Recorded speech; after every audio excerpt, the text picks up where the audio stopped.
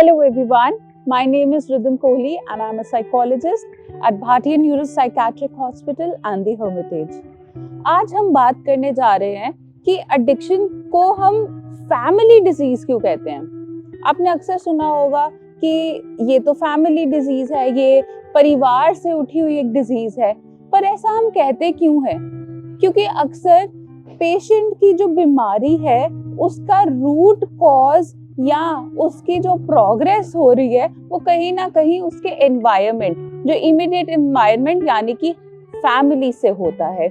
आज हम बात करने जा रहे हैं कुछ ऐसी धारणाओं के ऊपर जो कि अक्सर फैमिलीज के अंदर चलती है, जिसकी वजह से एडिक्शन जो है वो और ज्यादा प्रोग्रेसिव हो जाती है। यानी कि जो एडिक्शन या सब्सटेंस जो है उसकी इनटेक, उसका रोग फैमिली के ऊपर और पर्सन के ऊपर और ज्यादा बढ़ जाता है।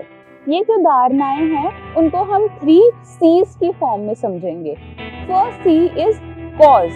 हमें अक्सर ऐसा लगता है कि हमारा जो लव्ड वन है उसकी डिजीज को हमने कहीं ना कहीं कॉज किया है। कई बारी मैंने पेरेंट्स को, फैमिलीज को ऐसे कहते हुए सुना है कि पता नहीं हमारी परवरिश में ही क्या रह गया, हमने क्या कुछ ऐसे छोड़ दिया, कुछ ऐसा रह गया हमसे जिसकी वजह से हमारा पेशेंट जो है वो एडिक्शन में पड़ गया। क्या हुआ था ऐसा जिसकी वजह से वो कॉजेशन होगी? हम क्या एट फॉल्ट है? हमें क्या अपने अंदर बदलाव लेके आने चाहिए?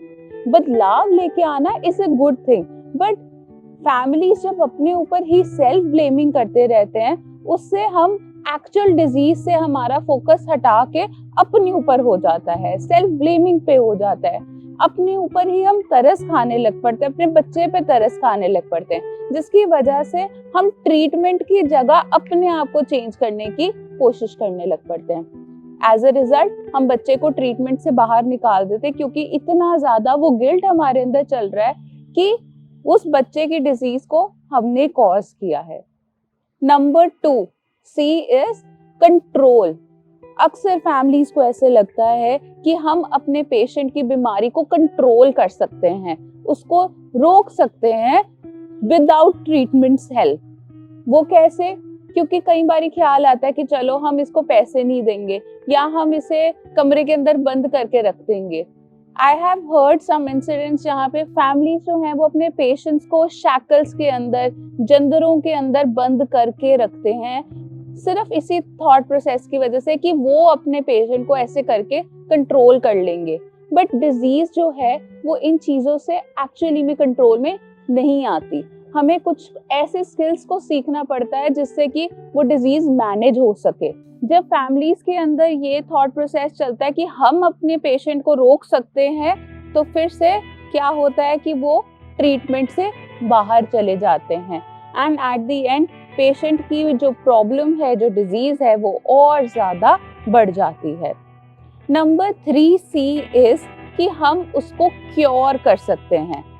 कई बारी फैमिलीज जो है वो इस चीज को मान लेती है, इस चीज को समझ जाती है कि हमारे पेशेंट के अंदर एक डिजीज है, तो हमारा माइंडसेट ऐसे चलता है कि हम कुछ घरेलू नुस्खे ऐसे आजमाएं जिससे कि हमारे पेशेंट को ट्रीटमेंट ना सीख करना पड़े और घर पे ही हम उसकी बीमारी को क्योर कर दें।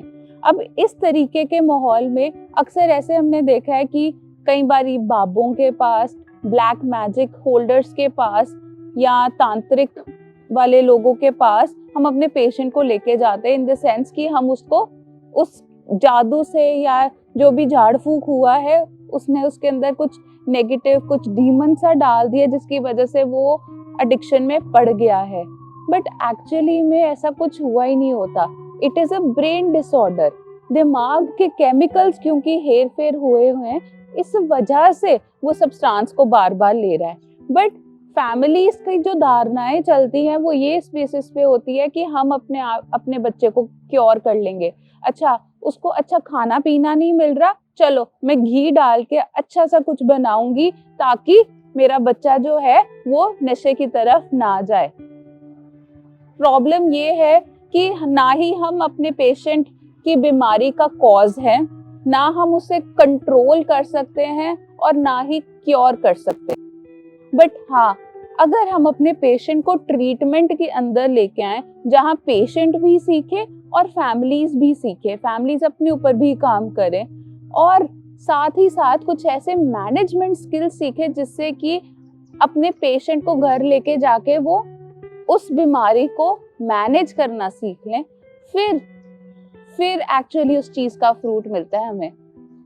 सो I hope this video will help you, और आपके अंदर अगर ऐसा कोई डिनायल या ऐसा कोई बिलीफ सिस्टम चल रहा है तो आप उसे रिकॉग्नाइज करके बाहर आएंगे। ऐसी ही और इन्फॉर्मेटिव वीडियोस के लिए हमारे चैनल को लाइक कीजिए, सब्सक्राइब कीजिए, और अगर आपका कोई भी क्वेश्चन है तो आप नीचे कमेंट में भी डाल सकते हैं। Thank you.